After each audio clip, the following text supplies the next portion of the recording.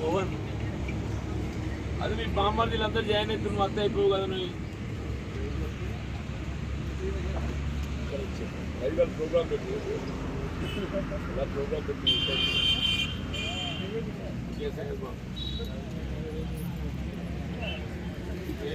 ఎట్లా అరగంట గంట కాదా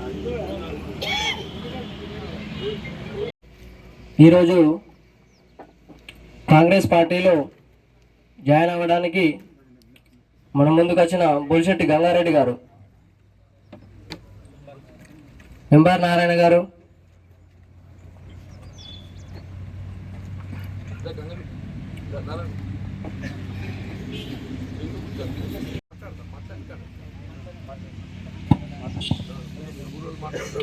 ఇప్పుడు మండల ప్రెసిడెంట్ జూను రాజేంద్రన్ గారు మాట్లాడతారు.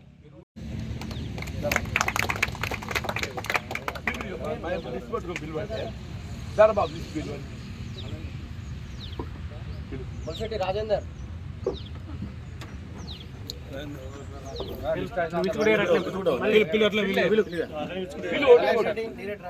రాజిరెడ్డి రమేష్, శ్రీనివాస్, నీరజ్ జగన్, నీరడ్ విశ్వనాథం, నత్తి లచ్చన్న, నీరడ్ మోహన్, చెప్పాల హరీష్, పెరిగేడి గణేష్, బాదినేని గంగారెడ్డి, పెరిగేడి రాకేష్,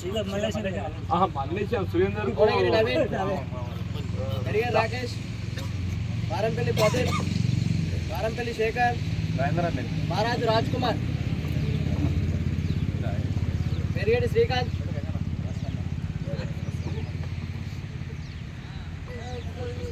శ్రీకాంత్, షేక్ ఇమాం,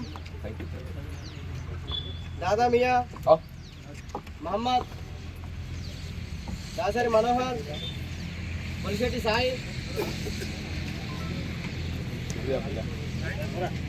అప్ప మూడు దాడి మోటార్ ఫిట్ అయిందా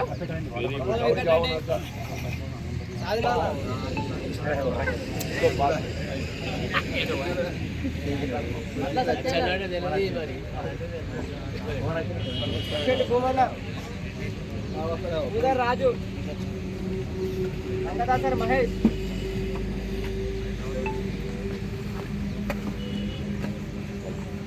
గంగారెడ్డి మా ఇంట్లో ఉన్నాడు.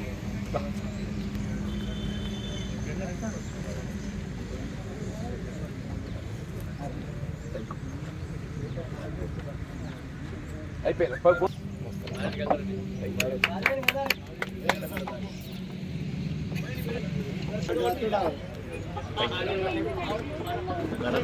రమేష్ రారా రమేష్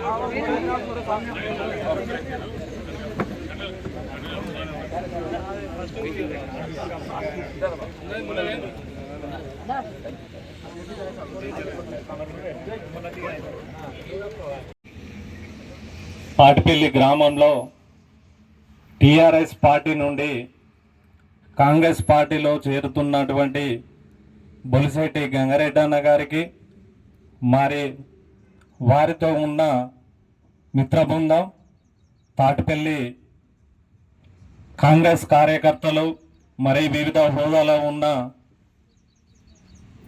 నాయకులకు, ముఖ్య అతిథులు జీవన్ అన్న గారికి, బ్లాక్ కాంగ్రెస్ అధ్యక్షులు నందన్న గారికి, మోనపల్లి ఎంపీటీసీ సభ్యులు భూమారెడ్డి అన్న గారికి, పిఎస్సిఎస్ వైస్ చైర్మన్ సురేందర్ అన్న గారికి మరియు వివిధ హోదాలో ఉన్న వారందరికీ కూడా నమస్కారాలు తెలియజేస్తూ, మరి టీఆర్ఎస్ పార్టీ నుండి కాంగ్రెస్ పార్టీలో చేరుతున్న వీరందరికీ కూడా మండల కాంగ్రెస్ పార్టీ తరఫున స్వాగతం సుస్వాగతం తెలియజేస్తూ, మరి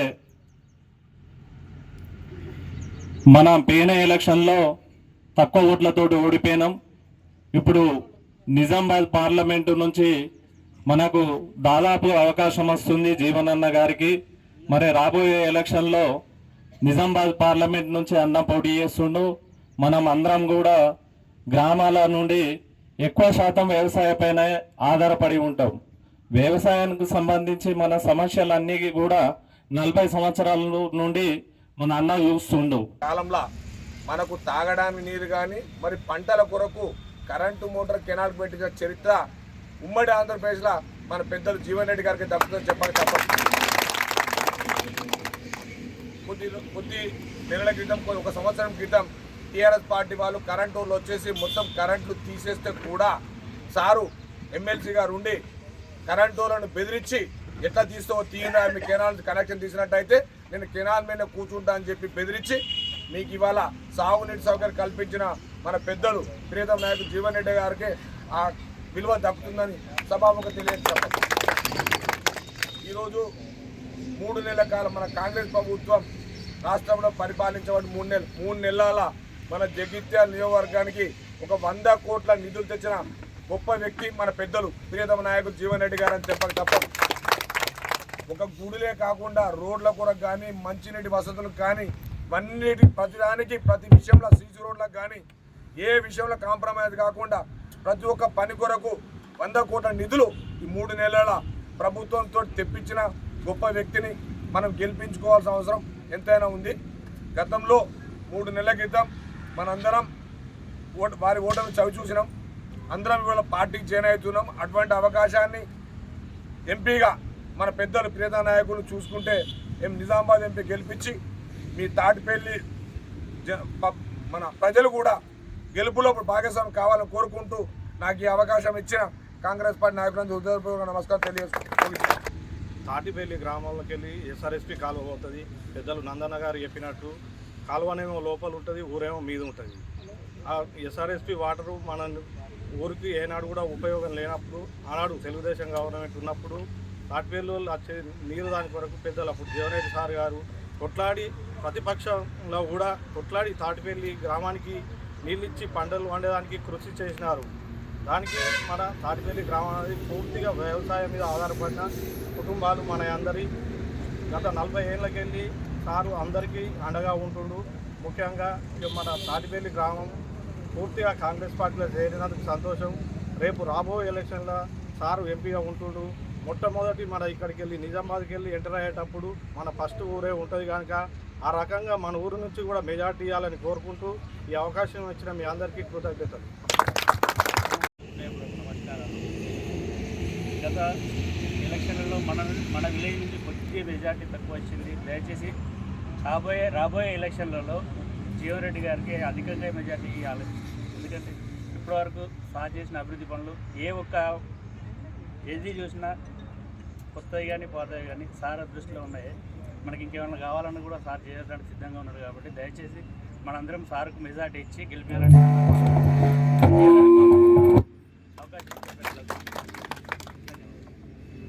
జీవన చేసిన వారే కొన్ని అనివార్య కారణాల వల్ల ఏదో జరిగి తప్పిదంలో ఓడిపోయినారు. కానీ ఈరోజు మన రూరల్ గ్రామం, మన జగిత్యాల రూరల్ గ్రామాలు 29 గ్రామాలు ఉన్నాయో వారందరూ ఏ పార్టీ అని చూడకుండా మన స్థానికంగా ఉంటాడు కాబట్టి జీవన్ను ఎంపీగా ఒక 50,000 పైచీలకు మెజార్టీతో గెలిపించాలి.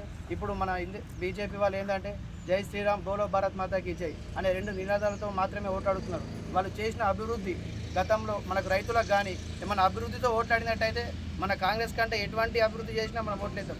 కానీ మనకు చుట్టుపక్కల ఏ గ్రామానికి వెళ్ళినా బైపాస్ రోడ్లే కానీ, మన ఎస్ఆర్ఎస్పి పక్కనే కానీ, మనకు నర్సింగ్ కాలేజే కానీ, మన ఇంకా చెప్పుకోవాలంటే మన మోరపల్లి కల్లెడ మన పశువుల ఆసుపత్రి కానీ ఏదైనా మన గ్రామంలో మేము తెలిసినవి అయితే ఏం చేసినా మన జీవన్ రెడ్డి గారు చేసినవి ఉన్నాయి, కానీ గత ప్రభుత్వంలో మన ఎమ్మెల్యే గారు చేసినవి అయితే ఏం లేవు. దాన్ని ఆలోచించి మనం ఈసారి ఖచ్చితంగా జీవన గారిని 50,000 పైచీలకు మెజార్టీ ఇవ్వదని తాటిపల్లి గ్రామస్తులందరినీ కోరుతున్నాను. దయతలిచి అందరూ మనకు జీవనను మనకు ఇప్పుడు మన సురేంద్ర అన్న చెప్పినట్టు నిజామాబాద్ నుంచి వస్తూ ఉంటే మొట్టమొదటి గ్రామం మన తాటిపల్లి అని చెప్పడం జరుగుతుంది. అంటే వాస్తవంగా తాటిపల్లితో నాకు ఉన్నటువంటి ఒక పరిచయం ఈనాటిది కాదు. నేను ప్రజా జీవితంలోకి అడిగిడి 4 దశాబ్దాలు గడిచిందే. 83లో నేను మొట్టమొదటిసారి ఎమ్మెల్యే పోటీ చేసినప్పుడు ఇప్పుడు పెద్ద ఆయన నీరటి ఎల్లన్న సర్పంచ్ ఉండే 83లో చెప్పంటుండే. అంటే వాస్తవంగా గ్రామంకి వెళ్ళి ఒక పరిచయం లేకున్నప్పటికీ కేవలం ఒక రైతు కుటుంబం, రైతు బిడ్డ అనేటువంటి ఒక భావనతోని నాకు యావత్ తాటిపల్లి గ్రామం రాజకీయాలకు అతీతంగా అండగా నిలిచి వీళ్ళు ఈ స్థాయికి ఎదగడానికి తోడ్పడ్డది మన తాటిపల్లి గ్రామ రైతాంగం అని చెప్పి చెప్పక తప్పదని చెప్పాను. ఆనాటి నుండి ఈనాటి వరకు కూడా చెప్పంటున్నాను. సరే, రాజకీయంగా భిన్నాభిప్రాయాలు వ్యక్తమవుతాయి. ఒక ఎన్నికల్లో కొందరు సహకరిస్తారు, కొందరు సహకరించరు. ఎన్నికల రాజకీయ పరిస్థితులు ఏ విధంగా ఉన్నా కానీ వ్యక్తిగతంగా మాత్రం ఏదైతుందో తాటిపల్లి గ్రామానికి చెందినటువంటి ప్రతి రైతు కుటుంబం నేను ఒక ఆప్తులుగా చూస్తున్న విషయం నా జీవితకాలం మర్చిపోలేని చెప్పాను. అట్లాగే తాటిపల్లికి సంబంధించినటువంటి ఒక ఏ అభివృద్ధి కార్యక్రమం కానివ్వండి, ముఖ్యంగా అందరం రైతాంగం కాబట్టి ఇప్పుడే మిత్రులు మాట్లాడినట్టు ఇలా కాకతీయ మెయిన్ కెనాల్ ప్రధాన కాలువ మన ఊరికి వెళ్ళిపోయింది. అది మొత్తం ఇవాళ కింది పోవడంతో నీరంతా కిందికి పోయింది కాలువ. మన ఊరు బావులన్నీ ఏదైతుందో మీదికి అయిపోయినాయి. మన బావుల ఊటలన్నీ ఏదైతుందో కాలువ పోయినాయి. కాలువతోనే ఏదైతుందో కాలువ ఊటలు మన బావులోకి రావాలన్నా మన బావుల ఊటలన్నీ కాలువకు పోయినాయి. దాంతో ఏదైతున్నదో మన భూములన్నీ ఏదైతుందో కాలువకు పైభాగం ఉండడంతో సాగునీటి లభ్యత పొందలేకపోయింది. కానీ ఆనాడు ఏదైతుందో ఏ కాకతీయ కాలువ మన గ్రామంకి వెళ్ళి పోవడంతో మన భూములు కోల్పోయినాం, మన ఆస్తులు కోల్పోయి ఏదైతుందో ఇవాళ వ్యవసాయానికి సంబంధించి నీరు లభ్యత పొందలేకపోవటం నిజంగా బాధాకరమని చెప్పంటున్నాను. ఆనాడు 83కి వెళ్ళి చెప్పంటున్నాను, రైతాంగానికి అండగా నిలిచి కిందికి నీళ్ళు పోతే మరి మీద మోటార్లు పెడితే ఎట్లా అని చెప్పని మాట్లాడి నేను అసలు మా భూములే పోకుంటే నీ కాలువ నీళ్ళు ఎక్కడికి వెళ్ళొస్తాయి, కిందికి నీళ్ళు ఎక్కడికి వెళ్ళొస్తున్నాయి, మా భూములు కోల్పోతే నీకు నీళ్ళు వస్తున్నాయి. అంటే మా పంట పొలాలు ఎండబెట్టుకొని నీకు నీళ్ళు ఇవ్వాలనే ఇది కూడా చెప్పిన కథ అని చెప్పాను. ఏదైతుందో కాలువ మోటార్లు పెట్టించి ఆనాటికి వెళ్ళి ఈనాటి దాకా ఏదైతుందో ఏ విధమైన ఆటంకం లేకుండా ఏదైతుందో నిరభ్యంతరకరంగా మోటార్ నడుపునే విధంగా మరి కార్యక్రమాన్ని అమలు చేయడానికి నేను మీకు అండగా నిలబడ్డాను. ఇవాళ అంతేకాదే ముఖ్యంగా ఎన్నికలు అన్నప్పుడు ప్రతి రాజకీయ పార్టీ వాళ్ళ గురించి మంచిగా చెప్పే ప్రయత్నం చేస్తారు. వీళ్ళు ఎన్నికల్లో ప్రధానంగా 3 పార్టీలు పోటీలు ఉండబోతున్నాయి. మన కాంగ్రెస్ పార్టీ ఒకవైపు అయితే వీళ్ళు ఎన్డీఏ కేంద్రంలో అధికారం ఉంది 10 సంవత్సరాలకి వెళ్ళి, బీజేపీ ఇంకొక వైపు, నిన్నటి వరకు రాష్ట్రంలో అధికారంలో ఉన్న టీఆర్ఎస్ పార్టీ ఇంకొక వైపు. ఈ 3 పార్టీలలో ఏదైతుందో గ్రామీణ ప్రాంత అభివృద్ధి కొరకు, రైతాంగం సంక్షేమం కొరకు, రైతు కూలీల సంక్షేమం కొరకు ఏ రాజకీయ పార్టీ పాటుపడదో దాన్ని మనం ఆదరించాలని చెప్పండి. నిజంగా మన మోడీ గారు వచ్చిపోయినారు ఇక్కడికి, భారత ప్రధాని. అందరూ కూడా సంతోషపడ్డ భారత ప్రధాని మన జగిత్యాలకు వస్తుందని చెప్పండి ఎవరికైనా గర్వంగా ఉంటుంది. ఈ ప్రాంతానికి సంబంధించినటువంటి ఒక రైతాంగానికి సంబంధించి ఏదైనా కార్యక్రమం ప్రకటిస్తామని చెప్పని భావించమని చెప్పండి. ఆయన 10 సంవత్సరాలు యూపీ అధికారం నుండి మనం ఏం చేసినాం, వీళ్ళు ఏం చేసినాం.